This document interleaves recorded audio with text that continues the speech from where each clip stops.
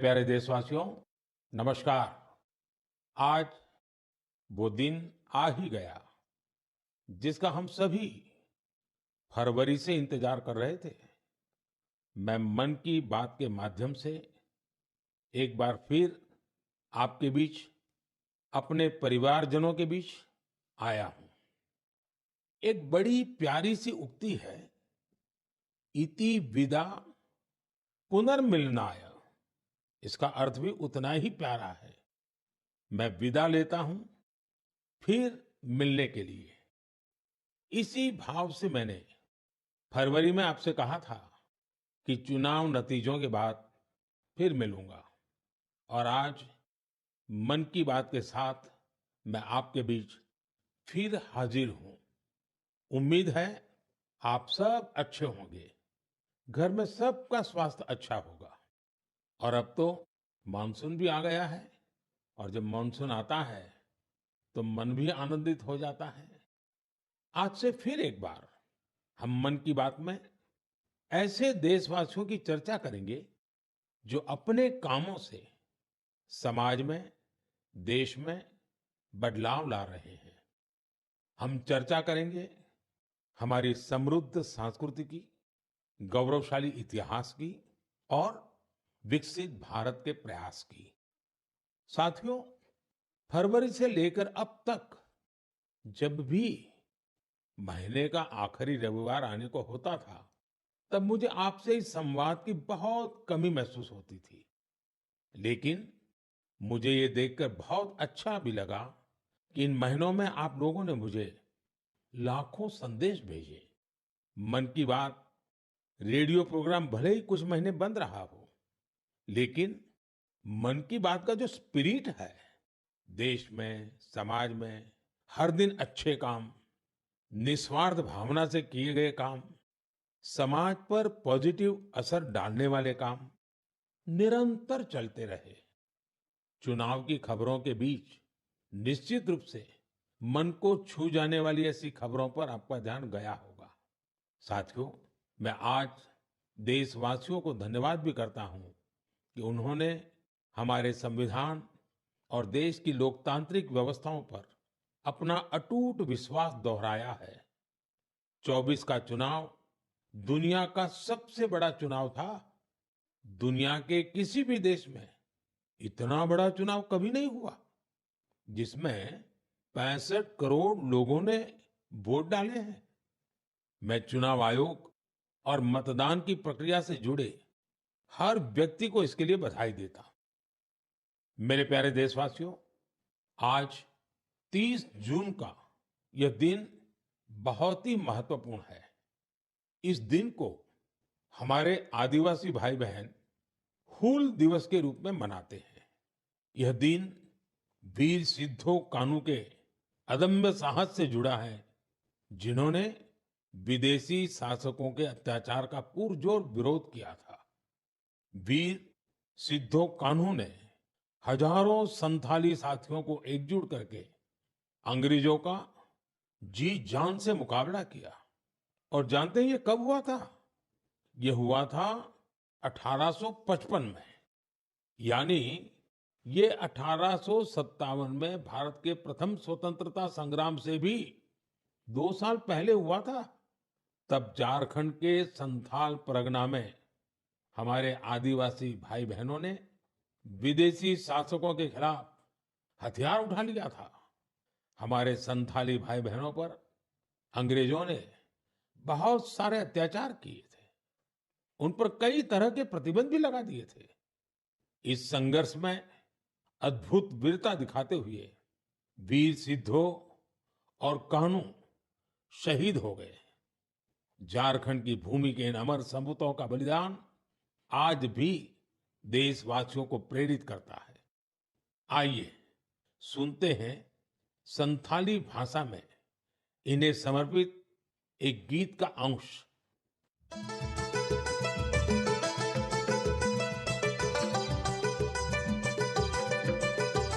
सीधा कानू बोल बुया मनावे 29 जन जहां दिसम रिया मरंग हुदो सांताल हुलका सांताल हुदो आंदोड़लिना इंग्रे कानून भंगोड़लिना जुमे बंजो एसपीटी एकिला गोइना जंगारे पने गान साड़ी कने घाम जा उनको होले बुया बोले बोले। मेरे प्यारे साथियों, अगर मैं आपसे पूछूं कि दुनिया का सबसे अनमोल रिश्ता कौन सा होता है, तो आप जरूर कहेंगे माँ। हम सबके जीवन में माँ का दर्जा सबसे ऊंचा होता है। माँ हर दुख सहकर भी अपने बच्चे का पालन पोषण करती है। हर माँ अपने बच्चे पर हर स्नेह लुटाती है। जन्मदात्री माँ का ये प्यार हम सब पर एक कर्ज की तरह होता है, जिसे कोई चुका नहीं सकता। मैं सोच रहा था, हम माँ को कुछ दे तो सकते नहीं, लेकिन और कुछ कर सकते हैं क्या? इसी सोच में से इस वर्ष विश्व पर्यावरण दिवस पर एक विशेष अभियान शुरू किया गया है। इस अभियान का नाम है एक पेड़ माँ के नाम। मैंने भी एक पेड़ अपनी माँ के नाम लगाया है। मैंने सभी देशवासियों से, दुनिया के सभी देशों के लोगों से ये अपील की है कि अपनी माँ के साथ मिलकर या उनके नाम पर एक पेड़ जरूर लगाएं। और मुझे ये देखकर बहुत खुशी है कि माँ की स्मृति में या उनके सम्मान में पेड़ लगाने का अभियान तेजी से आगे बढ़ रहा है। लोग अपनी माँ के साथ या फिर उनकी फोटो के साथ पेड़ लगाने की तस्वीरों को सोशल मीडिया पर साझा कर रहे हैं। हर कोई अपनी माँ के लिए पेड़ लगा रहा है, चाहे वो अमीर हो या गरीब, चाहे वो कामकाजी महिला हो या गृहिणी। इस अभियान ने सबको माँ के प्रति अपना स्नेह जताने का समान अवसर दिया है। वो अपनी तस्वीरों को हैशटैग प्लांट फॉर मदर और हैशटैग एक पेड़ माँ के नाम, इसके साथ साझा करके दूसरों को प्रेरित कर रहे हैं। साथियों, इस अभियान का एक और लाभ होगा। धरती भी माँ के समान हमारा ख्याल रखती है। धरती माँ ही हम सबके जीवन का आधार है। इसलिए हमारा भी कर्तव्य है कि हम धरती माँ का भी ख्याल रखें। माँ के नाम पेड़ लगाने के अभियान से अपनी माँ का सम्मान तो होगा ही होगा, धरती माँ की भी रक्षा होगी। पिछले एक दशक में भारत में सबके प्रयास से वन क्षेत्र का अभूतपूर्व विस्तार हुआ है। अमृत महोत्सव के दौरान देश भर में 60,000 से ज्यादा अमृत सरोवर भी बनाए गए हैं। अब हमें ऐसे ही माँ के नाम पर पेड़ लगाने के अभियान को गति देनी है। मेरे प्यारे देशवासियों, देश के अलग अलग हिस्सों में मानसून तेजी से अपना रंग बिखेर रहा है और बारिश के इस मौसम में सबके घर में जिस चीज की खोज शुरू हो गई है, वो है छाता। मन की बात में आज मैं आपको एक खास तरह के छातों के बारे में बताना चाहता हूँ। ये छाते तैयार होते हैं हमारे केरला में। वैसे तो केरला की संस्कृति में छातों का विशेष महत्व है। छाते वहाँ कई परंपराओं और विधि विधान का अहम हिस्सा होते हैं। लेकिन मैं जिस छाते की बात कर रहा हूं, वो है कार्थुम्बी छाते। और इन्हें तैयार किया जाता है केरला के अट्टापडी में। ये रंग बिरंगे छाते बहुत शानदार होते हैं और खासियत ये कि इन छातों को केरला की हमारी आदिवासी बहनें तैयार करती हैं। आज देश भर में इन छातों की मांग बढ़ रही है। इनकी ऑनलाइन बिक्री भी हो रही है। इन छातों को वट्टालक्की सहकारी कृषि सोसाइटी की देखरेख में बनाया जाता है। इस सोसाइटी का नेतृत्व हमारी नारी शक्ति के पास है। महिलाओं के नेतृत्व में अट्टापड़ी के आदिवासी समुदाय ने एंटरप्रेन्योरशिप की अद्भुत मिसाल पेश की है। इस सोसाइटी ने एक बैम्बू हैंडीक्राफ्ट यूनिट की भी स्थापना की है। अब ये लोग एक रिटेल आउटलेट और एक पारंपरिक कैफे खोलने की भी तैयारी में है। इनका मकसद सिर्फ अपने छाते और अन्य उत्पाद बेचना ही नहीं है, बल्कि ये अपनी परंपरा, अपनी संस्कृति से भी दुनिया को परिचित करा रहे हैं। आज कार्थुम्बी छाते केरला के एक छोटे से गांव से लेकर मल्टीनेशनल कंपनियों तक का सफर पूरा कर रहे हैं। लोकल के लिए वोकल होने का इससे बेहतरीन उदाहरण और क्या होगा। मेरे प्यारे देशवासियों, अगले महीने इस समय तक पेरिस ओलंपिक शुरू हो चुके होंगे। मुझे विश्वास है कि आप सब भी ओलंपिक खेलों में भारतीय खिलाड़ियों का उत्साह बढ़ाने का इंतजार कर रहे होंगे। मैं भारतीय दल को ओलंपिक खेलों की बहुत बहुत शुभकामनाएं देता हूं। हम सबके मन में टोक्यो ओलंपिक की यादें अब भी ताजा है। टोक्यो में हमारे खिलाड़ियों के प्रदर्शन ने हर भारतीय का दिल जीत लिया था। टोक्यो ओलंपिक के बाद से ही हमारे एथलीट्स पेरिस ओलंपिक की तैयारियों में जी जान से जुटे हुए थे। सभी खिलाड़ियों को मिला दे तो इन सब ने करीब 900 इंटरनेशनल कंपटीशन में हिस्सा लिया है। ये काफी बड़ी संख्या है। साथियों, पेरिस ओलंपिक में आपको कुछ चीजें पहली बार देखने को मिलेगी। शूटिंग में हमारे खिलाड़ियों की प्रतिभा निखर कर सामने आ रही है। टेबल टेनिस में मेन और विमेन दोनों टीमें क्वालिफाई कर चुकी हैं। भारतीय शॉटगन टीम में हमारी शूटर बेटियां भी शामिल है। इस बार कुश्ती और घुड़सवारी में हमारे दल के खिलाड़ी उन कैटेगरीज में भी compete करेंगे जिनमें पहले वे कभी शामिल नहीं रहे। इससे आप ये अनुमान लगा सकते हैं कि इस बार हमें खेलों में अलग लेवल का रोमांच नजर आएगा।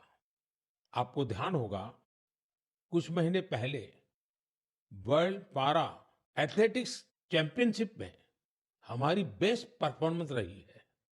वहीं चेस और बैडमिंटन में भी हमारे खिलाड़ियों ने परचम लहराया है। अब पूरा देश ये उम्मीद कर रहा है कि हमारे खिलाड़ी ओलंपिक्स में भी बेहतरीन प्रदर्शन करेंगे। इन खेलों में मेडल्स भी जीतेंगे और देशवासियों का दिल भी जीतेंगे। आने वाले दिनों में मुझे भारतीय दल से मुलाकात का अवसर भी मिलने वाला है।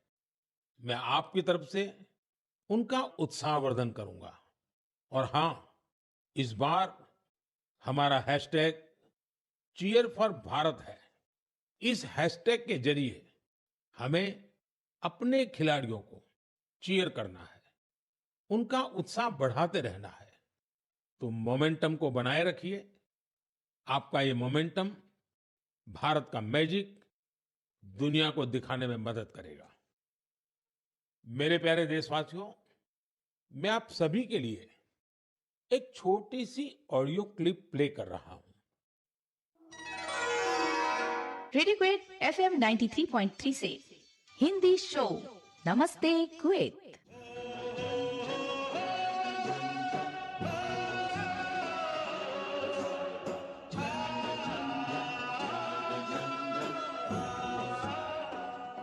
एक ऐसा कार्यक्रम जिसमें हम बात करेंगे कुवैत भारत संबंध के बारे में, कुवैत भारत संस्कृति के बारे में और उस रिश्ते के बारे में जो दोनों देशों को अलग अलग क्षेत्रों में जोड़ता है। इस रेडियो कार्यक्रम को सुनकर आप भी हैरत में पड़ गए ना? तो आइए आपको इसके पीछे की पूरी बात बताते हैं। दरअसल ये कुवैत रेडियो के एक प्रसारण की क्लिप है। अब आप सोचेंगे कि बात हो रही है कुवैत की, तो वहां हिंदी कहाँ से आ गई? दरअसल कुवैत सरकार ने अपने नेशनल रेडियो पर एक विशेष कार्यक्रम शुरू किया है, और वो भी हिंदी में। कुवैत रेडियो पर हर रविवार को इसका प्रसारण आधे घंटे के लिए किया जाता है। इसमें भारतीय संस्कृति के अलग अलग रंग शामिल होते हैं। हमारी फिल्में और कला जगत से जुड़ी चर्चाएं वहां भारतीय समुदाय के बीच बहुत लोकप्रिय है। मुझे तो यहां तक बताया गया है कि कुवैत के स्थानीय लोग भी इसमें खूब दिलचस्पी ले रहे हैं। मैं कुवैत की सरकार और वहां के लोगों का हृदय से धन्यवाद करता हूं, जिन्होंने ये शानदार पहल की है। साथियों, आज दुनिया भर में हमारी संस्कृति का जिस तरह गौरवगान हो रहा है, उससे किस भारतीय को खुशी नहीं होगी। अब जैसे तुर्कमेनिस्तान में इस साल मई में वहां के राष्ट्रीय कवि की 300वीं जन्म जयंती मनाई गई। इस अवसर पर तुर्कमेनिस्तान के राष्ट्रपति ने दुनिया के 24 प्रसिद्ध कवियों की प्रतिमाओं का अनावरण किया। इनमें से एक प्रतिमा गुरुदेव रविंद्रनाथ टैगोर जी की भी है। ये गुरुदेव का सम्मान है, भारत का सम्मान है। इसी तरह जून के महीने में दो कैरेबियाई देश सूरीनाम और सेंट विंसेंट एंड द ग्रेनाडीज ने अपने इंडियन हेरिटेज को पूरे जोश और उत्साह के साथ सेलिब्रेट किया। सूरीनाम में हिंदुस्तानी समुदाय हर साल 5 जून को इंडियन अराइवल डे और प्रवासी दिन के रूप में मनाता है। यहाँ तो हिंदी के साथ ही भोजपुरी भी खूब बोली जाती है। सेंट विंसेंट एंड द ग्रेनाडीज में रहने वाले हमारे भारतीय मूल के भाई बहनों की संख्या भी करीब 6,000 है। उन सबको अपनी विरासत पर बहुत गर्व है। 1 जून को इन सब ने इंडियन अराइवल डे को जिस धूमधाम से मनाया, उससे उनकी ये भावना साफ झलकती है। दुनिया भर में भारतीय विरासत और संस्कृति का जब ऐसा विस्तार दिखता है, तो हर भारतीय को गर्व होता है। साथियों, इस महीने पूरी दुनिया ने 10वें योग दिवस को भरपूर उत्साह और उमंग के साथ मनाया है। मैं भी जम्मू कश्मीर के श्रीनगर में आयोजित योग कार्यक्रम में शामिल हुआ था। कश्मीर में युवाओं के साथ साथ बहनों बेटियों ने भी योग दिवस में बढ़ चढ़ करके हिस्सा लिया। जैसे जैसे योग दिवस का आयोजन आगे बढ़ रहा है, नए नए रिकॉर्ड्स बन रहे हैं। दुनिया भर में योग दिवस ने कई शानदार उपलब्धियां हासिल की हैं। सऊदी अरब में पहली बार एक महिला अल हनौफ साद जी ने कॉमन योगा प्रोटोकॉल को लीड किया। ये पहली बार है जब किसी सऊदी महिला ने किसी मेन योगा सेशन को इंस्ट्रक्ट किया हो। इजिप्ट में इस बार योग दिवस पर एक फोटो कंपटीशन का आयोजन किया गया। नील नदी के किनारे, रेड सी के बीचेज पर और पिरामिडों के सामने योग करते लाखों लोगों की तस्वीरें बहुत लोकप्रिय हुई। अपने मार्बल बुद्धा स्टैचू के लिए प्रसिद्ध म्यांमार का मारा विजरा पैगोडा कॉम्प्लेक्स दुनिया में मशहूर है। यहाँ भी 21 जून को शानदार योगा सेशन का आयोजन हुआ। बहरीन में दिव्यांग बच्चों के लिए एक स्पेशल कैंप का आयोजन किया गया। श्रीलंका में यूनेस्को हेरिटेज साइट के लिए मशहूर गोल्फ फोर्ट में एक यादगार योगा सेशन हुआ। अमेरिका के न्यूयॉर्क में ऑब्जर्वेशन डेक पर भी लोगों ने योग किया। मार्शल आइलैंड पर भी पहली बार बड़े स्तर पर हुए योग के कार्यक्रम में यहाँ के राष्ट्रपति जी ने भी हिस्सा लिया। भूटान के थिम्पू में भी एक बड़ा योग दिवस का कार्यक्रम हुआ, जिसमें मेरे मित्र प्रधानमंत्री टोबगे भी शामिल हुए। यानी दुनिया के कोने-कोने में योग करते लोगों के विहंगम दृश्य हम सब ने देखे। मैं योग दिवस में हिस्सा लेने वाले सभी साथियों का हृदय से आभार व्यक्त करता हूं। मेरा आपसे एक पुराना आग्रह भी रहा है। हमें योग को केवल एक दिन का अभ्यास नहीं बनाना है। आप नियमित रूप से योग करें। इससे आप अपने जीवन में सकारात्मक बदलावों को जरूर महसूस करेंगे। साथियों, भारत के कितने ही प्रोडक्ट्स हैं जिनकी दुनिया भर में बहुत डिमांड है, और जब हम भारत के किसी लोकल प्रोडक्ट को ग्लोबल होते देखते हैं तो गर्व से भर जाना स्वाभाविक है। ऐसा ही एक प्रोडक्ट है अराकू कॉफी। अराकू कॉफी आंध्र प्रदेश के अल्लूरी सीताराम राजू जिले में बड़ी मात्रा में पैदा होती है। ये अपने रिच फ्लेवर और अरोमा के लिए जानी जाती है। अराकू कॉफी की खेती से करीब 1.5 लाख आदिवासी परिवार जुड़े हुए हैं। अराकू कॉफी को नई ऊंचाई देने में गिरिजन कोऑपरेटिव की बहुत बड़ी भूमिका रही है। इसने यहाँ के किसान भाई बहनों को एक साथ लाने का काम किया और उन्हें अराकू कॉफी की खेती के लिए प्रोत्साहन दिया। इससे इन किसानों की कमाई भी बहुत बढ़ गई है। इसका बहुत लाभ कोंडा डोरा आदिवासी समुदाय को भी मिला है। कमाई के साथ साथ उन्हें सम्मान का जीवन भी मिल रहा है। मुझे याद है, एक बार विशाखापत्तनम में आंध्र प्रदेश के मुख्यमंत्री चंद्रबाबू नायडू गारू के साथ मुझे इस कॉफी का स्वाद लेने का मौका मिला था।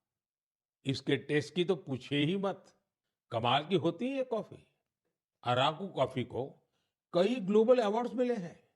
दिल्ली में हुई G20 समिट में भी कॉफी छाई हुई थी। आपको जब भी अवसर मिले, आप भी अराकू कॉफी का आनंद जरूर लें। साथियों, लोकल प्रोडक्ट को ग्लोबल बनाने में हमारे जम्मू कश्मीर के लोग भी पीछे नहीं हैं। पिछले महीने जम्मू कश्मीर ने जो कर दिखाया है, वो देश भर के लोगों के लिए भी एक मिसाल है। यहाँ के पुलवामा से स्नो पीच की पहली खेप लंदन भेजी गई। कुछ लोगों को ये आइडिया सूझा कि कश्मीर में उगने वाली एक्सोटिक वेजिटेबल्स को क्यों न दुनिया के नक्शे पर लाया जाए।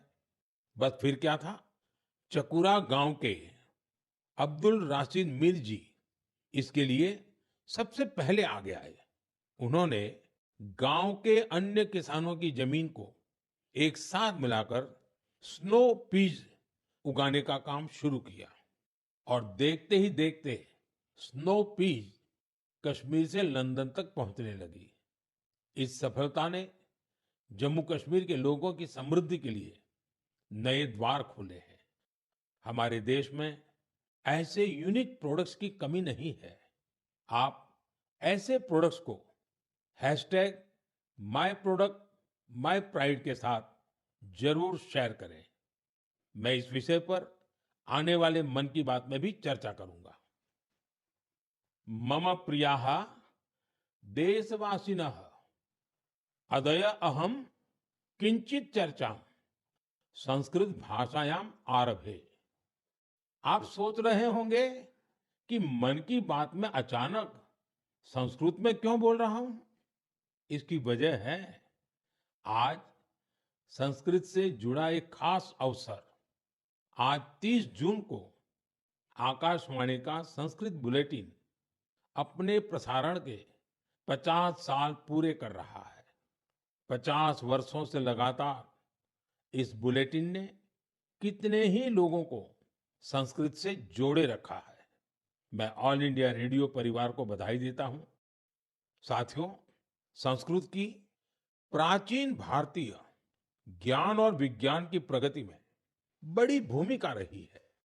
आज के समय की मांग है कि हम संस्कृत को सम्मान भी दें और उसे अपने दैनिक जीवन से भी जोड़ें। आजकल ऐसा ही एक प्रयास बेंगलुरु में कई और लोग कर रहे हैं। बेंगलुरु में एक पार्क है, कब्बन पार्क। इस पार्क में यहाँ के लोगों ने एक नई परंपरा शुरू की है। यहाँ हफ्ते में एक दिन, हर रविवार, बच्चे, युवा और बुजुर्ग आपस में संस्कृत में बात करते हैं।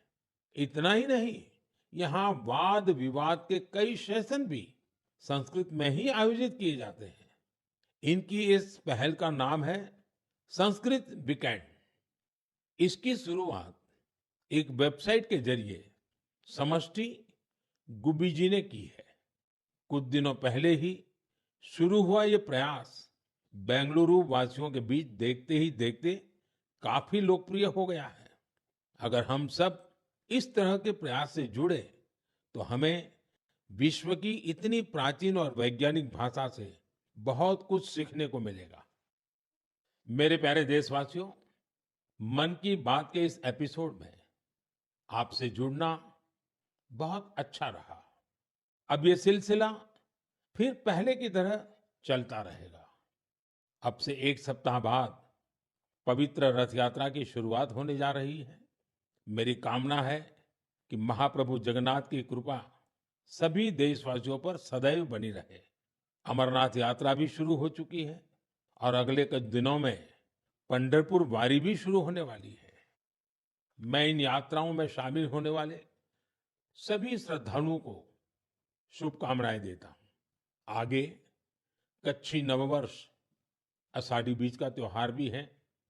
इन सभी पर्व त्योहारों के लिए भी आप सभी को ढेर सारी शुभकामनाएं। मुझे विश्वास है कि पॉजिटिविटी से जुड़े जन भागीदारी के ऐसे प्रयासों को आप मेरे साथ अवश्य शेयर करते रहें। मैं अगले महीने आपके साथ फिर से जुड़ने की प्रतीक्षा कर रहा हूं। तब तक आप अपना भी, अपने परिवार का ध्यान रखिए। बहुत बहुत धन्यवाद।